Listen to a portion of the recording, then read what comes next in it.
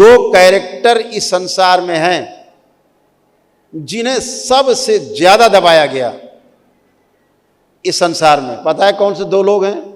एक तो अपने छलिया भगवान श्री कृष्ण, दबे नहीं फिर भी घुसे हुए हैं घर घर में, लगाए जोर अभी भी भगवान श्री कृष्ण तो घुसे हुए हैं, सभी लोग पूजना करते हैं, आराध्य हैं सबके, योगेश्वर हैं।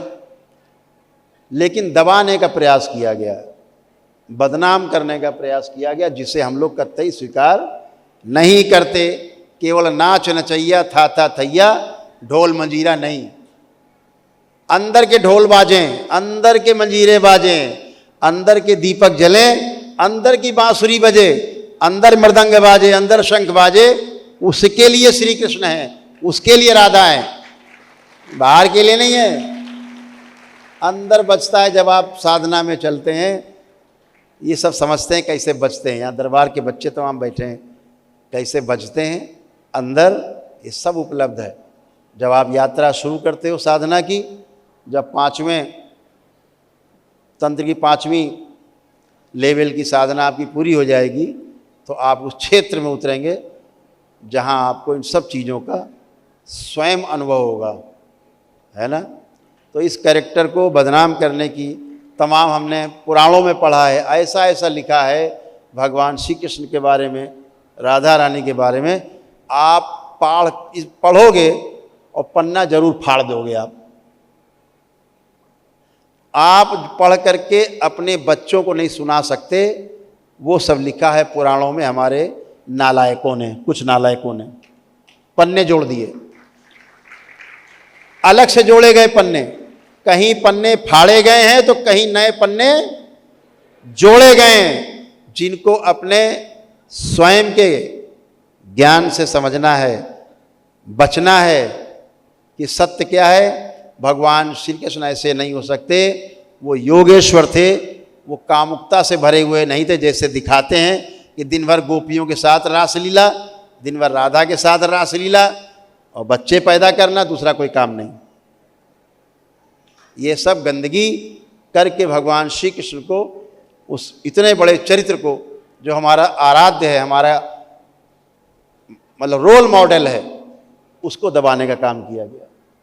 और एक और कैरेक्टर इस सृष्टि के अंदर सबसे महत्वपूर्ण, जो सतयुग में भी रहे, त्रेता युग में भी रहे, द्वापर में भी रहे, चिरंजीवियों के रूप में जो 7 चिरंजीवी हैं, उनमें से वो आज भी हैं, जिनका नाम भगवान परशुराम है।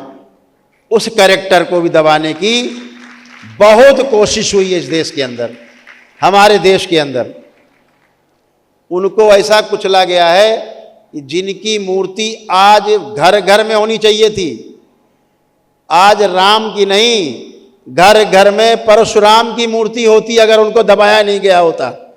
बहुत दबाया गया इस कैरेक्टर को, जाति के नाम पे दबा दिया गया और हत्यारा हत्यारा कह करके उनके कैरेक्टर को दबाया गया और कुचला गया।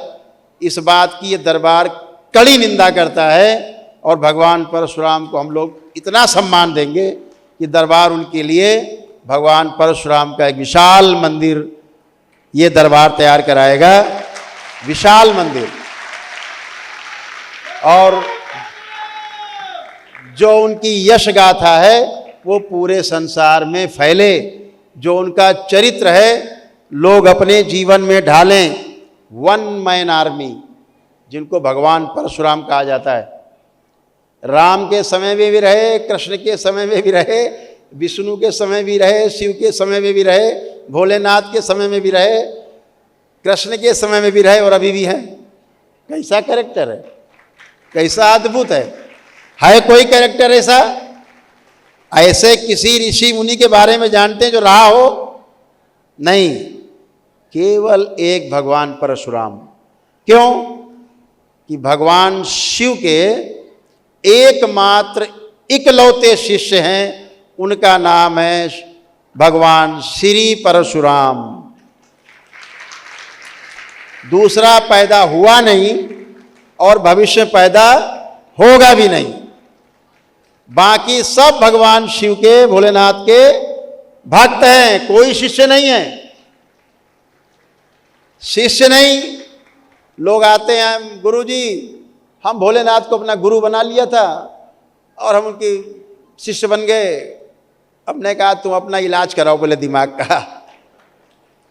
तुम भक्त हो सकते हो, शिव के शिष्य नहीं हो सकते। शिष्य होने के लिए परशुराम बनना पड़ेगा, वो तुम बन नहीं सकते। इसलिए इकलौते शिष्य हैं भगवान परशुराम, जो राम के समय भी थे, ठीक कृष्ण के समय में भी थे। कृष्ण को सुदर्शन चक्र देने वाले भगवान परशुराम ही थे। तब भगवान श्री कृष्ण दुष्टों से अपनी रक्षा कर पाए। समझ गए? तो जहाँ भगवान परशुराम के मंदिर हो, आपके यहाँ खूब जा करके परशुराम जयंती में केवल लोग मनाते हैं भगवान परशुराम को, केवल परशुराम जयंती में। दरबार में देखो भगवान परशुराम की दिन भर में ये ब्राह्मण देवता बैठे, कितनी बार पूजा होती होगी? कम से कम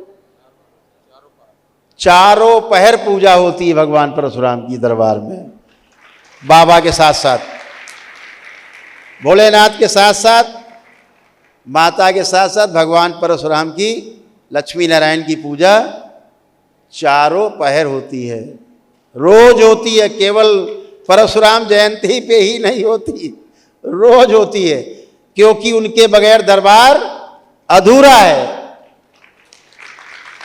जहां शिष्य नहीं वहां गुरु नहीं, तो जहां भगवान परशुराम नहीं वहां भोलेनाथ नहीं। इसलिए भगवान भोलेनाथ के साथ साथ भगवान परशुराम की आभा भी आप सबका संरक्षण करती है, आप सबको आशीर्वाद देती है और आप सबको स्वस्थ रखती है, प्रसन्न रखती है, दुष्टों से रक्षा करती है। तो सभी लोग प्रेम से बोलिए भगवान परशुराम की। फिर से बोलिए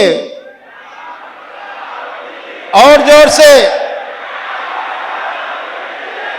बोलिए भगवान परशुराम की।